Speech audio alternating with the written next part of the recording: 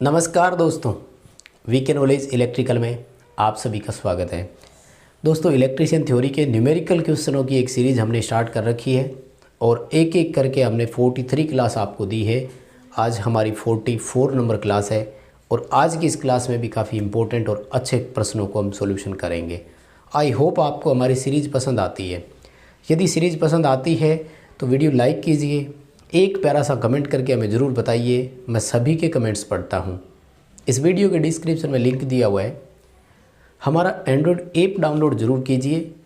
आपने अगर अभी तक ऐप डाउनलोड किया नहीं है तो ज़रूर कीजिए, क्योंकि ऐप में फ्री प्रैक्टिस टेस्ट आपके लिए उपलब्ध है।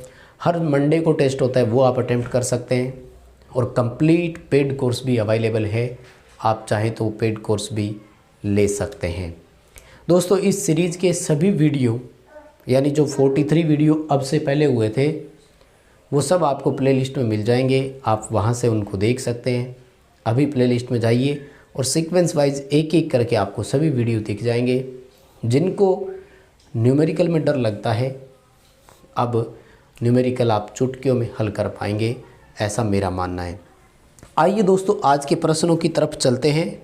जनरली आज मैंने सारे क्वेश्चन अल्टरनेटर से ही लिए हैं और वैसे ये अल्टरनेटर की वाइंडिंग से रिलेटेड है, तो आपको साथ में वाइंडिंग साथ में अल्टरनेटर दोनों की चीज़ें एक साथ समझ में आ जाएगी। आई होप क्वेश्चन आपको पसंद आएंगे।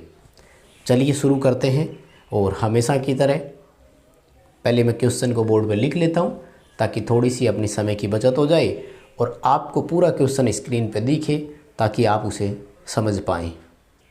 चलिए दोस्तों, आज का पहला सवाल आपके सामने है।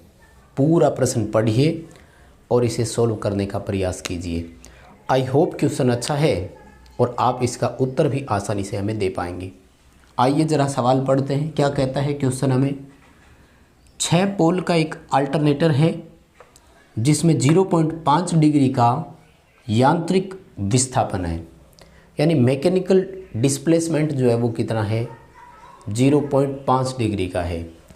यदि हम इसे इलेक्ट्रिकल अंश का मतलब है डिग्री, यानी जो मैकेनिकल डिग्री में डिस्प्लेसमेंट दिया हुआ है वो इलेक्ट्रिकल में कितने डिग्री के इक्विवेलेंट है, ये कैलकुलेट करना है। यानी विद्युतीय अंश कितने डिग्री का है आपको ये बताना है। बहुत ही अच्छा क्वेश्चन है। ऐसा प्रश्न दोस्तों जब भी आए तो करना क्या है मैं आपको बताऊं। आपको एक गुणक निकालना होता है। गुणक का मतलब होता है टोटल मैकेनिकल टोटल इलेक्ट्रिकल दोनों का क्या रेशो निकलता है, एक अनुपात या एक संबंध आपको निकालना होता है। इसके लिए फॉर्मूला क्या होता है? फॉर्मूला होता है कि टोटल इलेक्ट्रिकल डिग्री देखो पहले कितनी है और उसमें भाग दे दो टोटल मैकेनिकल डिग्री का।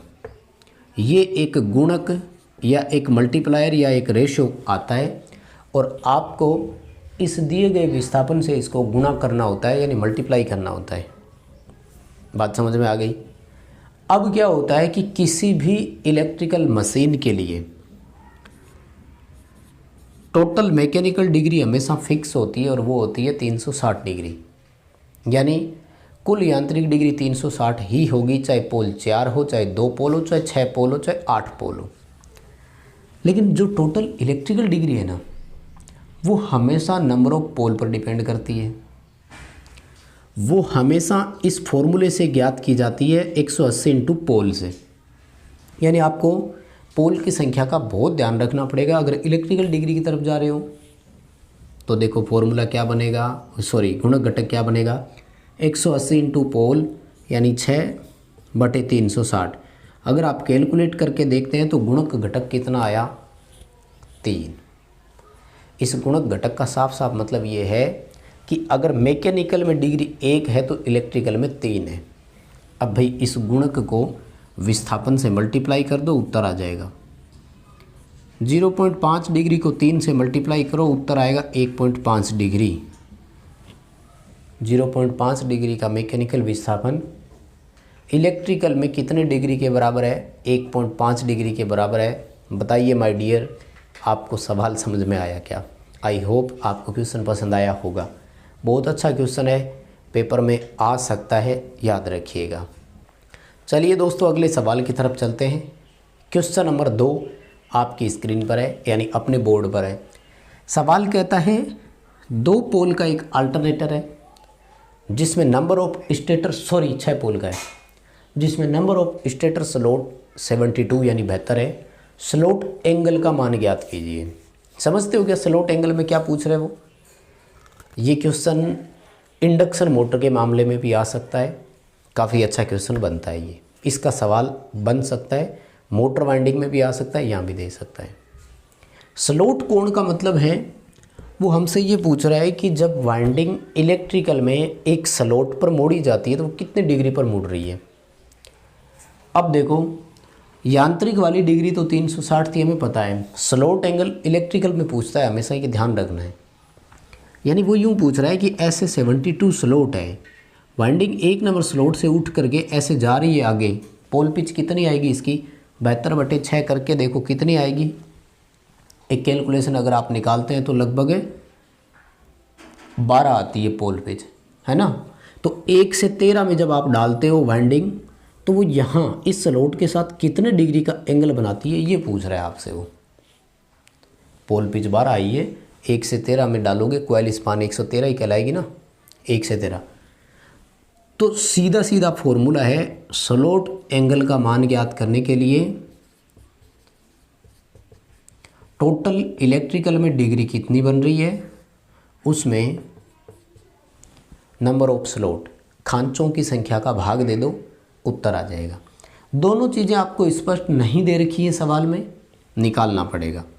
देखो स्लॉट 72 स्पष्ट दे रखी है, कोई दिक्कत नहीं है। टोटल इलेक्ट्रिकल डिग्री के लिए फॉर्मूला होता है 180 इंटू पोल, अभी मैंने बताया प्रीवियस क्वेश्चन में। और यहाँ पर देखो पोल की संख्या हमें दे रखी है 6। जब आप कैलकुलेशन करेंगे तो आपका उत्तर आएगा 15 डिग्री। एंगल है ना, कोण डिग्री में ही आता है। कैलकुलेशन करके मिलान ज़रूर कर लेना, और उत्तर इतना ही आ रहा है क्या मुझे कमेंट करके ज़रूर बता देना। आई होप कि आपको 2 अच्छे से प्रश्न ये समझ में आ गए होंगे। अल्टरनेटर के क्वेश्चन बहुत इंपॉर्टेंट है, कमेंट करके ज़रूर बता देना। आगे और चलते हैं, अभी 4-5 क्वेश्चन और लेते हैं। तो चलिए दोस्तों अगले क्वेश्चन की तरफ आगे बढ़ते हैं। प्रश्न नंबर 3 आपकी स्क्रीन पर है। ये भी ठीक अच्छा क्वेश्चन है और उम्मीद है इस तरह के क्वेश्चन पेपर में आ भी सकते हैं। क्या कहता है सवाल नंबर 3, 36 स्लॉट और 4 पोल के एक अल्टरनेटर में कॉइल का स्पान 1 से 8 है। स्पान का मतलब समझते हो क्या? डिस्टेंस, या कॉइल डाली कैसे गई है। मतलब कॉइल का एक एक्टिव भाग 1 नंबर स्लॉट में है तो दूसरा एक्टिव भाग 8 नंबर स्लॉट में है, और 2 एक्टिव भागों के बीच की दूरी पोल पिच कहलाती है। यानी वास्तव में जो वाइंडिंग की पिच यूज की गई है वो कितनी है? 7 है। अपने हिसाब से अगर अपन देखेंगे तो वो बात की बात है। पहले क्वेश्चन सुनो, वाइंडिंग इलेक्ट्रिकल में कितनी शॉर्ट कर दी गई, यह सवाल ये आएगा। इलेक्ट्रिकल में कितने डिग्री ये वाइंडिंग शॉर्ट पिच हो गई। एक चीज़ तो कन्फर्म है कि वाइंडिंग शॉर्ट है, कितनी शॉर्ट हुई। सबसे पहले मेरा सवाल आपसे, अगर इस क्वेश्चन में मैं आपसे ये पूछूं कि बताओ पोल पिच कितनी है, बता सकते हो ना?